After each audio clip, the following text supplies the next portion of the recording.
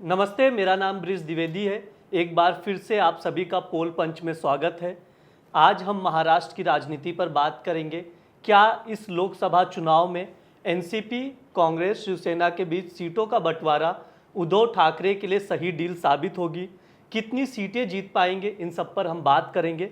हमारे साथ इंडिया.com के एडिटर अरुण चौबे सर हैं। सर, आपका बहुत बहुत स्वागत है।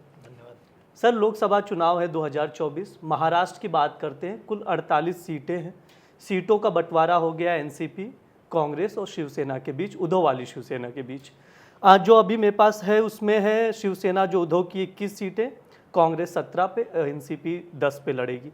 आपको क्या लग रहा है कि ये डील उद्धव ठाकरे के हिसाब से कितनी सही साबित होगी? देखिए, महाराष्ट्र की राजनीति फिलहाल जो है इस समय जटिल अवस्था में है, बिल्कुल देखा जाए तो। और महाराष्ट्र इसलिए सिग्निफिकेंट है चुनावी गणित के हिसाब से, क्योंकि उत्तर प्रदेश के बाद दूसरा बड़ा राज्य है जिसकी इतनी सीट्स। बिल्कुल सर। तो उसमें जहां पर पिछले 2 चुनाव में आपने देखा होगा कि बीजेपी और शिवसेना का दबदबा रहा है। हाँ। और आपने पिछले चुनाव में देखा होगा कि जब दोनों एक साथ लड़े थे तो 2019 में बीजेपी ने 23 सीट जीती थी। बिल्कुल सर। और शिवसेना ने 18 सीट जीती।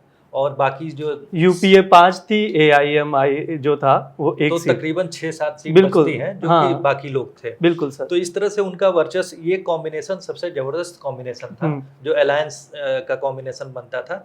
लेकिन इस चुनाव में स्थितियां बदल गई हैं। कांग्रेस जो है एक प्रतिकूल अलायंस, क्योंकि उद्धव ठाकरे की जो शिवसेना है वो उस अलायंस में पूरी तरह से फिट नहीं बैठती है। बिल्कुल। अगर पहले की बात देखें, फिर भी उन लोगों ने इन परिस्थितियों में समझौता किया है और सीट डिस्ट्रीब्यूट करने में भी काफी मशक्कत करनी पड़ी है, जिसकी वजह से आप देखेंगे कि कांग्रेस के एक बड़े नेता संजय निरुपम ने बगावत कर दी, उन्होंने पार्टी छोड़ दी। इसी तरह से अभी भी कुछ नेता हैं जो कि अंदर से कसमसा रहे हैं। लेकिन फिलहाल इस सीट डिस्ट्रीब्यूशन के लिए लोग तैयार हो गए हैं। और आप देखेंगे कि शरद पवार जी की जो पार्टी एनसीपी टूटी हुई, उनसे उनके बाद के जो सबसे बड़े नेता थे जो अजीत पवार, वो बीजेपी के साथ में जा चुके हैं। तो इन स्थितियों में चुनाव दिलचस्प है फिलहाल। सर, ओवरऑल देखें, 2 लॉबी है। एक साइड है अपना अजीत पवार, शिंदे गुट और बीजेपी। दूसरी साइड है कांग्रेस, एनसीपी और शरद पवार का गुट। क्या लग रहा है लोकसभा चुनाव के हिसाब से महाराष्ट्र की सीटों पर? देखिए, मैं एक चीज इसके पहले मैं सीटों पर एग्जैक्ट एनालिसिस तो हम लोग नहीं कर सकते हैं, क्योंकि जिस तरह के मैं आपसे बता दूं कि सोशल बेस और आइडियोलॉजिकल कमिटमेंट, जी सर, जो आइडियोलॉजिकल जो विचारधारा की बात कहें, अगर विचारधारा का बैकग्राउंड और सोशल बेस दोनों टकरा रहे हैं, दोनों अलायंस में टकरा रहे हैं। बीजेपी अगर एकनाथ शिंदे के साथ में है तो एकनाथ शिंदे चूंकि शिवसेना से आते हैं, बिल्कुल तो वो अलायंस जो है ठीक है, अनुकूल लग रहा है विचारधारा के स्तर पर। लेकिन अगर वो लोग लड़ाई लड़ते हैं शिवसेना उद्धव ठाकरे के खिलाफ, तो सोशल बेस दोनों का एक है। उसी तरह से अजीत पवार की जो एनसीपी है और शरद पवार जी की एनसीपी है, दोनों एक ही आइडियोलॉजिकल कमिटमेंट के साथ बढ़े थे और उनका भी सोशल बेस एक है, मोर और लेस। उसी की एक दिलचस्प लड़ाई आप देखेंगे कि बारामती सीट पे जो है सुप्रिया सुले जीतती रही, जो कि उत्तराधिकारी है शरद पवार की। लेकिन उनके खिलाफ लड़ कौन रहा है? अजीत पवार ने अपनी पत्नी सुनेत्रा पवार को, बिल्कुल जो कि अभी तक कुछ दिन पहले तक होता था कि सुप्रिया सुले लड़ती थी तो उनके साथ में कंधे से कंधा मिला के, जैसे कि राजनीतिक परिवारों में होता है, वो जाके उनकी मदद करती थी। लेकिन इस समय क्या हो रहा है, उनके खिलाफ चुनाव लड़ रही है। कार्डर्स के, दोनों पार्टीज के कार्डर्स के बीच में घमासान होगा। टक्कर तो तगड़ी है। वैसे जीतेगा कौन बारामती में, क्या लग रहा है? ऐसा कुछ नहीं कह सकते हैं, क्योंकि एक तरफ इमोशनल इशू है, दूसरी तरफ थोड़ा सा रियलिस्टिक गणित है। इमोशनल इशू ये है कि सुप्रिया सुले और शरद पवार की परंपरागत सीट है, उसमें इमोशनल इशू है कि यहाँ भीतर घात हुआ है, परिवार के लोगों ने ही हमें धोखा दिया है। तो ये सब इमोशनल इशूज हैं जो कि शायद सुप्रिया सुले के फेवर में जा सकती है। अच्छा सर, लोग भी सोचते हैं इस तरह की चीजें, इमोशनल इश्यूज पे? भारतीय राजनीति में इमोशनल इशू बहुत बड़ा कनेक्ट होता है आम जनता के बीच में, खासकर रूरल एरियाज में आप देखेंगे तो जिसको हम लोग कहते हैं कि लहर चलती है। तो अगर राजनीति में एक लहर चलती है, वेव चलती है, तो उसमें जो साइकोलॉजिकल लेवल पे और इमोशनल लेवल पे जनता को, जो आम आदमी होता है, उसको ठीक है वो डायरेक्टली प्रभावित नहीं है, लेकिन इमोशनल होकर जब आम आदमी सोचता है तो उस तरफ से वो बह जाता है। उसका मैं बहुत अच्छा एग्जाम्पल तो नहीं है, लेकिन वो आप देखेंगे कि 80 के दशक में जब श्रीमती इंदिरा गांधी का असैसिनेशन हुआ, बिल्कुल। तो उसके बाद एक इमोशनल लहर चली, हाँ सर, जिसमें कि रिकॉर्ड स्तर पर जो है राजीव गांधी को जीत 400 प्लस 414 सीट जो है बिल्कुल सर 1984 के इलेक्शन में उन्होंने जीता, तो पूरा का पूरा इमोशनल जो है वेव में ही जीते थे। बिल्कुल तो बिल्कुल। इसलिए हमारे यहाँ की राजनीति में इस तरह के एग्जाम्पल्स हैं। सर एक और आदमी की जिक्र हो रही है, एक नाथ शिंदे से चुनाव लड़ने वाले गोविंदा, जो पहले कांग्रेस में 2004 में जीते थे कांग्रेस से, अभी एक नाथ शिंदे की ओर से कहां पर खड़े हो रहे हैं, किस जगह पे? वो देखिए, गोविंदा जो है तकरीबन 14 साल बाद फिर से राजनीति में उनकी वापसी हुई है, और उन्होंने जो है, आपको याद होगा कि बीजेपी के बहुत बड़े राम नायक नेता थे, जो कि यूपी के गवर्नर भी रहे, केंद्र में वो वाजपेयी सरकार में मिनिस्टर भी थे, यूनियन मिनिस्टर भी थे। उनको एक जायंट को, एक तरह से कि जायंट को उन्होंने हराया था। बिल्कुल सर। पॉलिटिकल रूप से देखा जाए तो बहुत बड़े नेता थे। गोविंदा ने जो है अपने मास अपील से, क्योंकि गोविंदा जो है उस समय एक अपने जो फिल्मी करियर के ऊंचाई पे थे, और कांग्रेस ने उनको खड़ा करके, मैं अगर सही हूं तो लोग मुंबई नॉर्थ की सीट से बिल्कुल बिल्कुल सर, हाँ, जहां पर उनकी मास अपील जबरदस्त थी, विरार के छोरा के रूप में मशहूर हुए, और उनकी पॉपुलैरिटी जबरदस्त थी, जिसकी वजह से उन्होंने हराया था। फिर से 14 साल बाद वो उनकी वापसी हो रही है, और एक नाथ शिंदे के साथ में आए हैं। लग रहा है कि उनको, कुछ लोग चर्चा में है कि नॉर्थ वेस्ट की, मुंबई नॉर्थ वेस्ट की सीट से लड़ाया जा सकता है, तो ऐसा नहीं है। एक नाथ शिंदे को आने वाले समय की राजनीति करनी है, ऐसा तो है नहीं कि सिलेक्शन के बाद वो फिर किनारे हो जाएंगे। बिल्कुल बिल्कुल। उन्हें अपने साथ में मासेस को रिलेट करना है। गोविंदा जैसा अगर लोकप्रिय नेता उनको होगा, तो दिसंबर में जो असेंबली इलेक्शन होना है महाराष्ट्र में, उसमें भी इस तरह की छवि के लोग जो है उनके लिए वोट बटोरने का काम करेंगे, और शायद उनके लिए इंडिपेंडेंट रूप से खड़े होने के लिए मौका रहेगा। सर आपने कहा था कि रस्साकसी बहुत हुई, सीटें जो बंटवारा हुई तीनों पार्टियों के बीच, उसको लेकर क्या लगता है? कांग्रेस बगावत, मतलब वहां पर जो है कांग्रेस की ओर से कुछ नेता ने, जैसे मैं एक नाम लूंगा, विशाल पाटिल कहा जा रहा है निर्दलीय भी लड़ सकते हैं, इसके अलावा विश्वजीत कदम का नाम आ रहा है, ये लोग बगावत पर आ चुके हैं लगभग, ऐसा कहा जा रहा है कि विरोध कर सकते, विद्रोह कर सकते। क्यों, मतलब क्या लग रहा है कि बगावत हो सकता है कांग्रेस को इसका सामना? कांग्रेस पार्टी के साथ दिक्कत ये है कि कांग्रेस पार्टी ने जिस तरह का अलायंस किया, और जब जिस समय अलायंस किया था तो उस समय वो बराबर के स्तर पे थी, लेकिन अब वो शिवसेना की बी टीम के रूप में काम कर रही है। देखा जाए तो जो महाविकास अघाड़ी है, उसमें जिस तरह की बातचीत हुई है, उसमें जो है मेजर अलायंस शेयर जो है 21 सीटों का जो अलायंस शेयर है, शिवसेना उद्धव ठाकरे गुट के साथ चला गया है, जिसकी वजह से पहले बड़े नेता जो कि संजय निरुपम ने विरोध किया।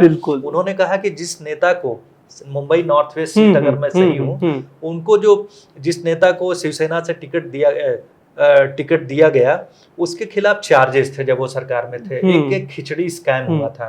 तो लोग वो कह रहे थे, संजय निरुपम, की इस तरह की दागी छवि के लोगों को टिकट दिया जा रहा है और कांग्रेस पार्टी चुप है। बिल्कुल सर। तो ऐसा नहीं है। जो बी टीम के रूप में, इसी एग्जाम्पल से आप कह सकते हैं, कहा जा सकता है कि बी टीम के रूप में काम कर रहे हैं, उसकी वजह से उसमें भी ये मरमरिंग इसलिए शुरू हुई कि जो लोग बहुत दिन से कांग्रेस पार्टी के लिए काम कर रहे थे, उन लोगों को लग रहा था कि उनको मौका मिलेगा, कांग्रेस बराबर के स्तर पे बात करेगी, लेकिन ऐसी स्थिति आ नहीं पाई। कांग्रेस जो है किसी तरह से अपने अलायंस को मजबूत करने के लिए बस टिकी हुई है, क्योंकि बाकी जगहों पे आप देखिए, बाकी जगहों पे जो है भी ज्यादातर जो अलायंस इंडिया ब्लॉक बनने के पहले, ये इस स्थिति में इसलिए चेंज आया। मैं आपको बता दूं कि जो अब की दिसंबर में 5 असेंबली इलेक्शन के जो रिजल्ट आए, उसमें कांग्रेस ने उम्मीद की थी कि राजस्थान में, मध्य प्रदेश में, छत्तीसगढ़ में वापसी होगी। बिल्कुल सर। सिर्फ उनकी वापसी तेलंगाना में हो पाई, जिसकी वजह से कांग्रेस थोड़ा बैक सीट पे चली गई। जी सर। अगर वो सीट्स उन प्रदेशों में कांग्रेस ने अच्छा परफॉर्म किया होता, वो लोग अब सरकार में आ गए होते, तो शायद आज परिस्थितियां बदली हुई होती। सर आपने जो ये एक बात कही कि कार्यकर्ता जो वहाँ लोकल एरिया में होंगे, जब सीटों का बंटवारा हुआ तो उनकी ओर से भी विरोध किया गया कि हम किसी को सपोर्ट करेंगे, किसको नहीं करेंगे। क्यों, मैं एक बताता हूँ आपको, भिवंडी में कांग्रेस के जो कार्यकर्ता हैं, वहां पर एनसीपी को सीट मिली है, तो कांग्रेस के जो कार्यकर्ता वो कह रहे हैं कि हम एनसीपी के उम्मीदवार को सपोर्ट ही नहीं करेंगे। इस तरह की जब मैंने कहा कि अनुकूल अलायंस नहीं होता है, तो कार्डर्स के बीच में बड़ी मुश्किल आ जाती है। और जबकि जो सोशल बेस टकरा रहे हो, क्योंकि अभी उसके पहले जो है कांग्रेस जो है एनसीपी के खिलाफ रही, शिवसेना के खिलाफ लड़ी है, तो कांग्रेस और एनसीपी का पिछले चुनाव में समझौता जरूर था, तो दोनों तकरीबन कांग्रेस की ए और बी टीम, आप कह सकते हैं भाई शरद पवार कांग्रेसी, पुराने कांग्रेसी, तो वहां तक तो ठीक है। लेकिन कांग्रेस के साथ में जो उनका काडर है, अगर उनके लिए कहा जाएगा कि शिवसेना के कैंडिडेट को सपोर्ट करें, तो जाहिर सी बात है वहां के जो जिसने जीवन खपाया है किसी बड़ी पार्टी के साथ में, उसके लिए बड़ी दिक्कत होगी। इस तरह की स्थिति कांग्रेस की बात करें, जो सीटें मिली हैं 17, उसमें 10 सीटें ऐसी हैं जो विदर्भ का जो एरिया है वहां पर मिली है। क्या लग रहा है, मतलब कितनी पकड़ है कांग्रेस की उस क्षेत्र में? विदर्भ के एरिया में अगर मैं सही पकड़ पा रहा हूं तो उस एरिया में जो है शरद पवार का वही एनसीपी का, हाँ एनसीपी का वर्चस्व रहा है। यही काफी इंटरेस्टिंग लगा मुझे। इंटरेस्टिंग ये है उसमें पॉजिटिव एस्पेक्ट कांग्रेस के साथ ये है, अगर एनसीपी के लोगों ने भीतरघात नहीं की, शरद पवार जी की जो पर्सनालिटी है अगर उनकी चल पाई उस रीजन में, वहां दो तरीके से हो सकता है। वहां पर चूंकि एनसीपी में 2 धड़े हो चुके हैं, एक धड़ा जो है अजीत पवार के साथ बीजेपी के साथ में आ गया है, अगर उस स्थिति को लें तो फिर तो कांग्रेस के लिए बड़ा नुकसान है, क्योंकि वो जो अंचल है उसमें एनसीपी बहुत पावरफुल है, 2 धड़े हो चुके हैं, उसी तरह के कार्यकर्ता उधर जा चुके हैं, शरद पवार के साथ कुछ बचे हुए हैं। तो उस स्थिति में अगर पूरी तरह से सपोर्ट नहीं हुआ, अब इसमें शरद पवार जी के ऊपर है, उनकी पर्सनालिटी का कितना असर है। पिछले चुनाव में जिस तरह से वो अकेले दम पे जिता के लाए थे, इस बार कारगर सिद्ध होंगे कि नहीं, इस पे प्रश्न चिन्ह है। जी सर, और मैं कुछ सीटों का और बात करूं, जैसे शिवसेना की जो प्रमुख सीटें हैं, कोंकण, पश्चिम महाराष्ट्र, मराठवाड़ा, उत्तरी महाराष्ट्र में है, जबकि इनका प्रदर्शन जो है मुंबई कोंकण एरिया में ज्यादा रहा है। तो इन क्षेत्रों को आप कैसे देखते हैं, क्या इन लोग टैकल कर पाएंगे? नहीं, सबसे बड़ी बात है कि आप देखेंगे कि कोई भी पार्टी जो है अपने क्षेत्र का जिस सपोज एक अंचल में वो सिमटी हुई थी, तो अपने क्षेत्र का वो जो प्रभाव क्षेत्र बढ़ाना चाह रही है। हाँ। शिवसेना को इस समय मौका मिला है, इसी वजह से शिवसेना जो है अगर वहाँ कोंकण रीजन और मुंबई रीजन में सीमित थी, तो वेस्टर्न महाराष्ट्र में अपना एक्सपेंशन चाह रही है। तो वो इसलिए चाह रही कि आने वाले समय के लिए असेंबली इलेक्शन भी मैंने कहा जैसे उनको लड़ना है, तो उन सब रीजन्स में जो है उनको इसके बाद फायदा होगा। राजनीति आज की 2024 के चुनाव तक सीमित नहीं है। बिल्कुल सर, उन्हें असेंबली इलेक्शन देखना है, असेंबली इलेक्शन में भी उन्हें ज्यादा सीट जीतनी है। तो इस तरह के जो स्वार्थ हैं, राजनीतिक स्वार्थ हैं सभी पार्टी के साथ में, उन स्वार्थों के जरिए ही आगे बढ़ेंगे ना लोग। तो ये सब जो है चीजें रहेंगी, और कितना कारगर सिद्ध होंगे ये तो अब देखा जाएगा। सर मुझे एक चीज ये थोड़ी सी कांग्रेस के लिए दिक्कत इसलिए लग रही है, जैसे एनसीपी देखें ओवरऑल अगर डेवलपमेंट की बात करें तो उनका विलेज एरियाज में पकड़ अच्छी है। शिवसेना जो थी पहले एक ही थी, तो उनका जो मुंबई एरिया है वहां पर पकड़ अच्छी है शहरी एरिया में। कांग्रेस यहाँ पे फंस जाती है। कांग्रेस देखिए, कांग्रेस तो पूरे महाराष्ट्र पे छाई हुई थी। आप कहें कि 60 के दशक तक जो है कांग्रेस का ही पूरा वर्चस्व था। उनके बड़े बड़े वचन दादा पाटिल और ये सब बड़े बड़े नेता कांग्रेस के 60 के दशक तक छाए हुए थे। 70 के दशक में शरद पवार थोड़ा रिबेल हुए, उन्होंने जो है कांग्रेस के बड़े नेता उससे टूट के अपनी सरकार, उन्होंने यंगेस्ट चीफ मिनिस्टर अगर मैं सही हूँ बने, तो कांग्रेस का वहां से टूटना शुरू हुआ, वर्चस्व जो है उनका कम होना शुरू हुआ। और आप देखेंगे कि 89 के बाद से शिवसेना एक बड़ी पार्टी के रूप में उभरी, बीजेपी उभरी। इन लोगों ने जो वहां की राजनीति में शिफ्ट ले दिया, जिसमें मराठा मानुस की बात आई, उसके बाद राष्ट्रवाद की बात आई, तो मराठा नेशनलिज्म और नेशनलिज्म बीजेपी के साथ पूरा जो नेशन वाइड, ये 2 फैक्टर जो है 89 की राजनीति के बाद में महाराष्ट्र की पॉलिटिक्स में आते हैं। उन्होंने धीरे धीरे जो है कांग्रेस की राजनीति को हाशिए पे कर दिया, और ये सबसे ये फैक्शन जो ये जो अलायंस था सबसे जबरदस्त अलायंस के रूप में उभरा। तो उसके लिए फिर से कांग्रेस संघर्ष कर रही है अपने उसको पाने के लिए, पिच को पाने के लिए।